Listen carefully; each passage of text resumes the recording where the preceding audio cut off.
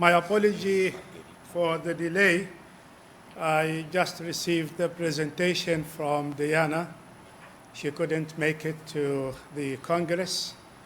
She is in South Africa. And I work with Diana as a co-supervisor on her PhD work. So the title of her work is on development of expert system to differentiate between the lymphoma and TB.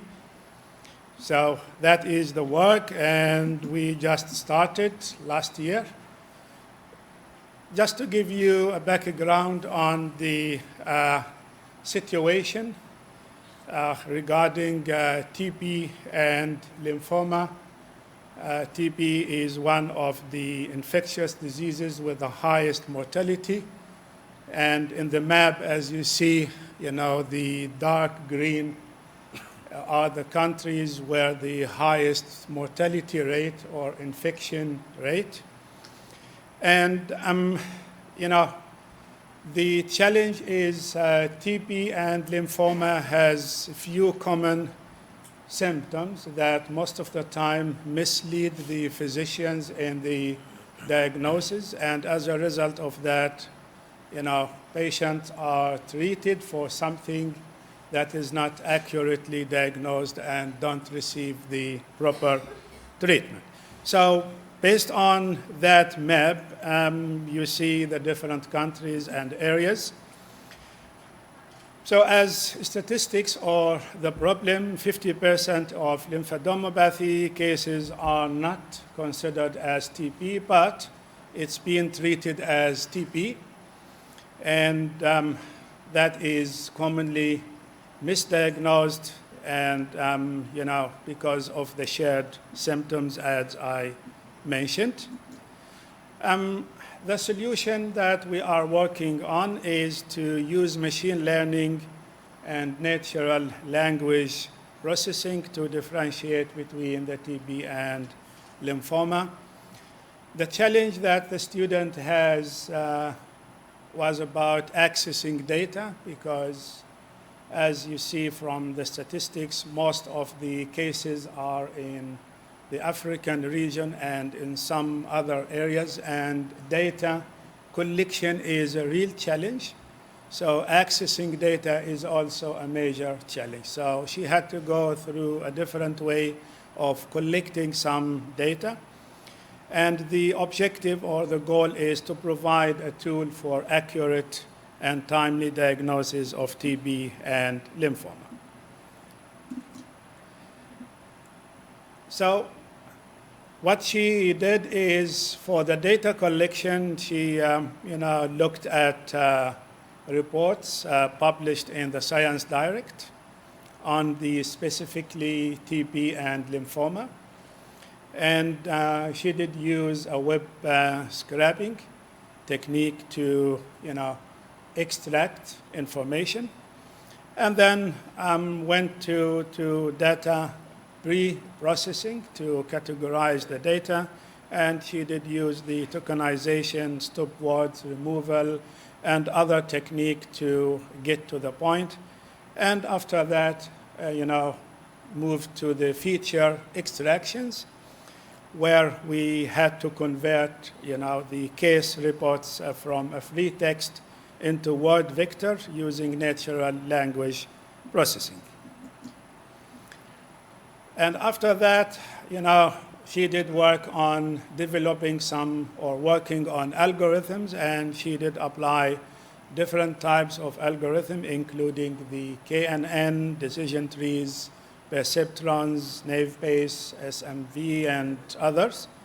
And at the end, she did use the Ensemble construction to make a comparison with the system training and see which system gives better results in terms of training. And this is the data that we managed to extract from the Science Direct. and it was 512 records on lymphoma and 223 records on TB cases. And with the feature extractions, it's 133 vocabulary features, and that led us to also make some further categorizations depending on the patient's age, the group, and the gender, and then move to training the system.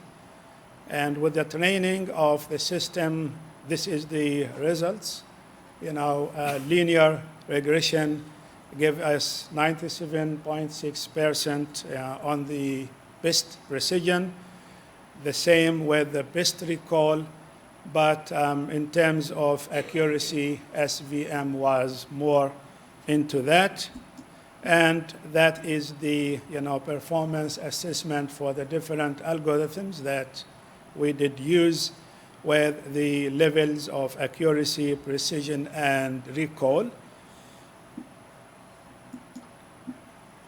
The conclusion is, we have developed or worked with certain algorithm to train and give us some, data on the diagnosis. Of course, as I said, the data were extracted from publications, and that may have some challenges. Of course, we still hope to get access to real data, and the student is still working on that. So hopefully, during the course of this year and next year, we will have access to real data and data associated with final diagnosis, so we can make a comparison between what physicians have reached in terms of diagnosis and what the system give us, and that we can validate our approach. If you have access to data, please share it with us, and we will acknowledge your contribution in that regard. Thank you. Thank you very much. So we have some time, if you have to, for a couple of questions. You're welcome. The paper is open for questions. Please.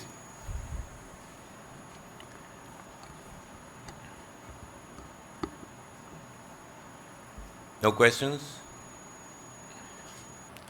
Well, I have just one comment. It's very interesting what you're doing. Very interesting. I would like to go more into details, maybe offline, on how you pass from the natural language process to features to classifiers. Very interesting.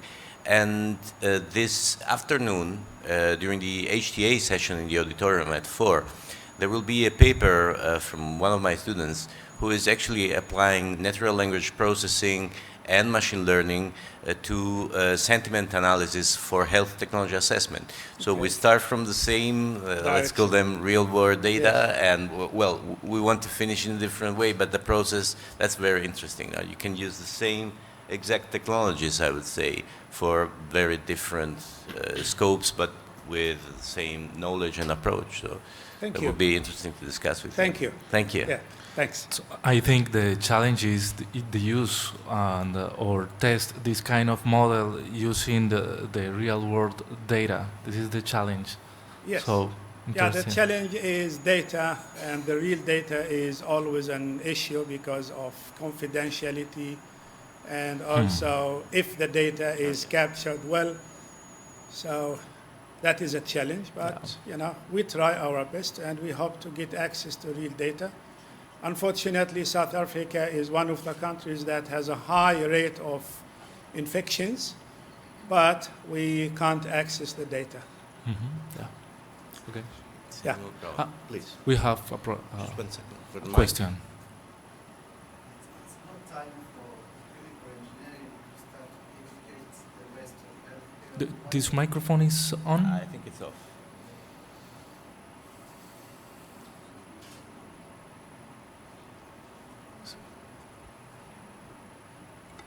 Is working? Not? Yeah.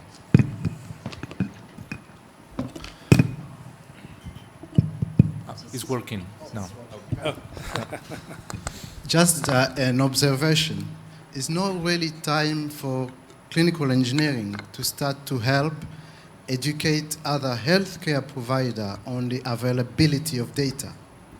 We use the data for a common good, but the bureaucracy that goes around to help scientists and engineers to do their job, it actually shouldn't be there so that we can do a better job.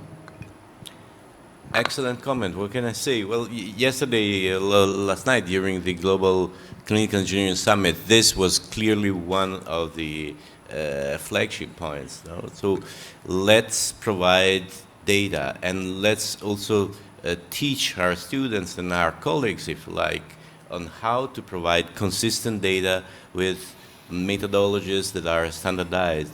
So WHO can play a very, very important role in this. No?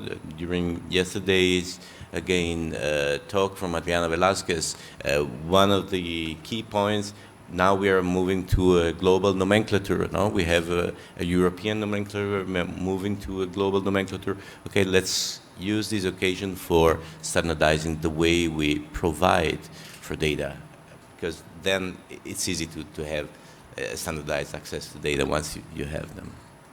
Very good comment. Thank you.